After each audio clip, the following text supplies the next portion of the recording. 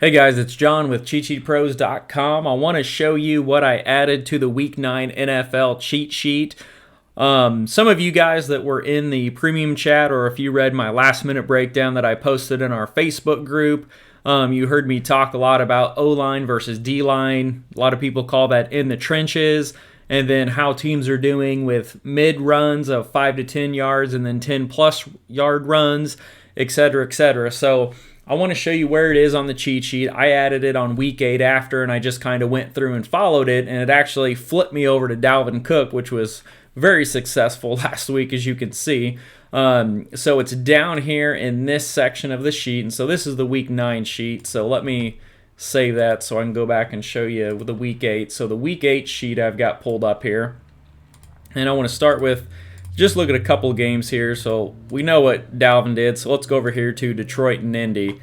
So if you come down here, this is going to be the section, we can call it the trenches or whatever you want. So Indy, their offensive line is 28th going against Detroit's 29th defensive line. So neither one is really good. Nothing jumps out at me there. 5 to 10 yard runs, about the same. You're going to see an advantage, a little green pop-up come if there's more than 10 spots different. So if there's more than 10 ranks, we're going to get a little pop-up. So here, these are Indy's kind of about the same. Nothing really jumped at me. My original article, I wrote up Jonathan Taylor, and I was really excited about him because up here on Detroit, you see, okay, he's going up against the 23rd rushing defense. And then Detroit, you can see here, is giving up 131.8 rushing yards on the ground. But when I come down here in the trenches and I saw 28 versus 29, 23 versus 30, 23 versus 19, I really didn't get too excited about it. Now, Wilkins did break off 90 or 100 yards, which was surprising to everybody, but I was less impressed after looking at this, so that's what really intrigued me to add this to the site. And so over here on the Detroit side, it's a little bit better, but it mainly favors Indy. So here you can see the O-line for Detroit's 21, Indy D-line's 9th, so that's an advantage Indy. 5 to 10 yard runs, Detroit is 29th, Indy is 5th best at not allowing them, so that's an advantage for Indy, etc., etc. So now where I really got the big impact is when I went over and I started going down this list. Now here, Minnesota jumps out at me. So I had 0 Dalvin Cook until I added this. I went back and looked at it, and I'm like, holy balls, Dalvin Cook's got to be in play here. He's one of the top plays along with Henry and Hunt and whatnot, which Hunt let us down. Shocker. So over here, and this is kind of where I came up with it at, which you can see here, the rushing defenses, 20, 22, yeah, you know, it's okay. You can kind of look at that, but that's exactly what we saw with Detroit, 23rd rushing defense here. They got the 22nd. And then over here, Green Bay's giving up 110 rush yards, Minnesota 127. So, they both kind of look the same. But when you dig down here in the trenches, you go over here and you say, okay, Minnesota has the number 2 offensive line, and Green Bay has the number 22 defensive line, so that's a huge advantage. That's 20 spots advantage for Minnesota's O-line. Well, we know they're good in 5 to 10 yard runs. They're second in the NFL, and Green Bay's not terrible. They're a little better than average at 11th. And then you come here and 10 plus yard runs, we have another green advantage pop up. They're 11th, but sorry, I've been talking too much. 11th best at 10 plus yard runs. And this is where Green Bay really starts to falter. They're 22nd in allowing, so they're pretty much bottom 10, bottom 12 in allowing 10 plus yards run, which we saw what Dalvin Cook did last week. He ran all over them. And then the power runs, this is like 3rd down, 4th down, and 1 or 2 yards to go. Or if you're on the goal line, 1st and goal, 2nd and goal from, I believe, the 1, the 2, the 3 yard lines.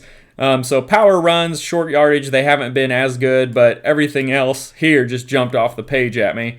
And then over here for Green Bay, Aaron Jones was out, so Jamal's more of a pass-catching back, but they look pretty good, but they didn't run a ton. Now you can see here that Green Bay, they're really good at 10-plus yard runs, which Aaron Jones is, and then Minnesota's pretty good at stopping those. And then this is what really shocked me is the power runs for Green Bay. They're 30th.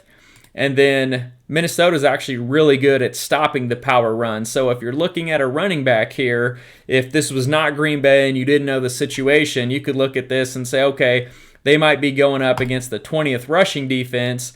Well, here we've got a great O-line, but then they start getting better with 5 to 10 yard runs. Then they're even better at stopping 10 plus yard runs, and they're even better at the power runs. So maybe that running back is looking at 60 to 80 rushing yards and not like 150.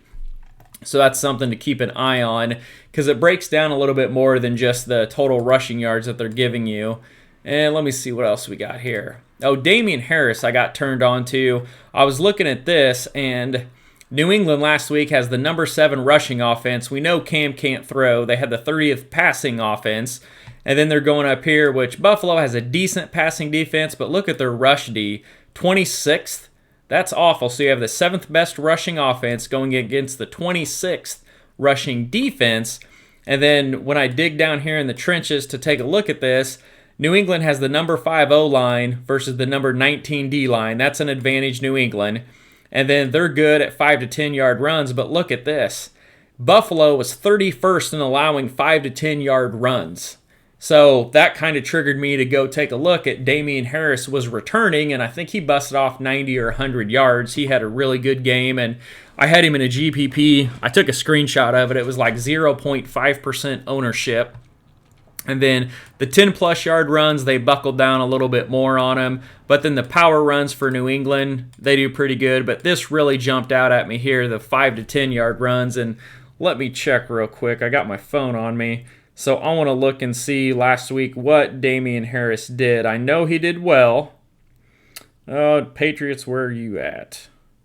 So Damian Harris had 16 carries for 102 yards and a touchdown with a 6.4 yard per carry average. So that was phenomenal. So that's how I came up with him. And then we can go down here, and I want to look at the Rams game. Let me find the Rams and Miami. So this is one that really pissed me off last week. So you come down here, you look at the Rams, and you're like, oh my God, they're going to crush them. So you have the number 1 rushing offense versus the number 32 rushing defense. And you have the number 1 O-line versus the 31st D-line. Now, everybody knows Miami has solid corners, which you can see here with their 6th rated passing defense. But what I didn't understand is Darrell Henderson is someone that I was high on, and you can see him up here. And he was only $5,900, and I'm like, he's got to go for a hundo. Well, he got 6 or 7 carries. He was averaging 7 yards a carry. That he was just slashing them. And then all of a sudden they started throwing the ball, and he threw a pick. And then they came down and they had another 2 good runs, and then they threw another pick. And I'm like, quit throwing the damn ball. Run the ball. That's how you're going to be effective. And Darrell Henderson didn't get another carry the rest of the game. He was phenomenal, the 7 or 8 carries he had. And even so was Malcolm Brown and Cam Akers. They did well. I think they all had about equal carries. But the key to win this game would have been to run the ball, do not throw at these corners, and it ate them up. So that kind of chapped my hide a little bit. But if you look here on paper, like their running game is phenomenal. 1 to 31, 5 to 10 yard runs, 8 to 32. I mean, look at that. Miami is giving up the most 5 to 10 yard runs in the NFL. At 10 plus, they buckled down a little bit, but still not bad. And then power runs, if you get down inside the 5, the Rams are 3rd versus Miami's 30th at stopping the power run. So why would you not just run the crap out of the ball? I don't understand that. And the Rams, typically, they're a pretty run-heavy team at 49-51, but once it got out of hand, they kept throwing, then it was just all over from there. Miami, they didn't really match up really well. This was an advantage over here to the Rams, advantage to the Rams. And O-line, D-line, about the same, which I'm shocked to see the Rams at a 28th D-line. I don't know how that is calculated, but that was one that really chapped my hide that I thought we had locked in last week as a good play that did not work. And then the other game is, there's one more I wanted to look at here. Let me give me 1 second here. That's it, the Titans. So the Titans game, so this, I had a little bit of Derrick Henry, but I went and got a whole lot more after looking at this. So the first thing that I noticed up here is that our model has this as a high-scoring game. This fell in the, I think, orange zone for weather, so I was hesitant because we saw a 4-point drop last week. But you come down here on their yards allowed, and both teams allowing a ton of rushing yards, 129.8 and 133.7, and you can see their ranks. So we want some running backs here, but we know Cincinnati can't run the ball to save their life. Their rushing offense ranks 24th, so I had zero interest in Giovanni Bernard unless it's a punt play, which he ended up getting in the end zone. I think he rushed one and he caught one, so he ended up doing good towards the end of the game. But then you come over here and you have the 13th best rushing offense going against the 21st rushing defense. Now, if you just look at the numbers, you say, okay, yeah, I'm going to play some Henry. They give up 130 yards, blah, blah, blah. And then with the weather, that kind of points you to Henry a little bit more. They're not going to be able to throw as much.